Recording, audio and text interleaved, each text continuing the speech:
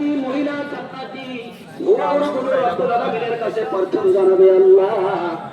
আমাদেরকে তুমি বলে দিয়েছিলাম দুনিয়ার বুকে যখন মাহে রমজানের চন্দ্র উদয় হয়েছিল, দুনিয়ার মানুষেরা চন্দ্রটা দেখে যখন মাহে রমজানের রোজাগুলি আরম্ভ করেছিল, জান্নাত থেকে একটি সুতরাং একটি হাওয়া দুনিয়ার বুকে চলে গিয়েছিল। আমরা তখন জিজ্ঞাসা করেছিলাম, রব্বুল আলামিন কেমন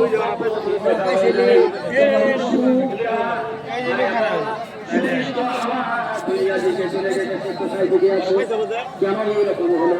সে সময় রব্বুল আলামিন আপনি তো বলেছিলেন দুনিয়ার বুকে আমার আখিরি জামানার রাসূল মুহাম্মদুর রাসূলুল্লাহ হাবিবুল্লাহ সাল্লাল্লাহু আলাইহি ওয়াসাল্লাম ইনার উম্মতের উপরে মাহে রমজান নামে একটি মাসের রোজা আমি ফরজ করে দিয়েছি।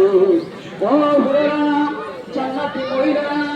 তোমরা একটু তাকায় থাকো, যে সকল মানুষগুলো মাহে রমজানের রোজাগুলি পালন করবে ওদের সঙ্গে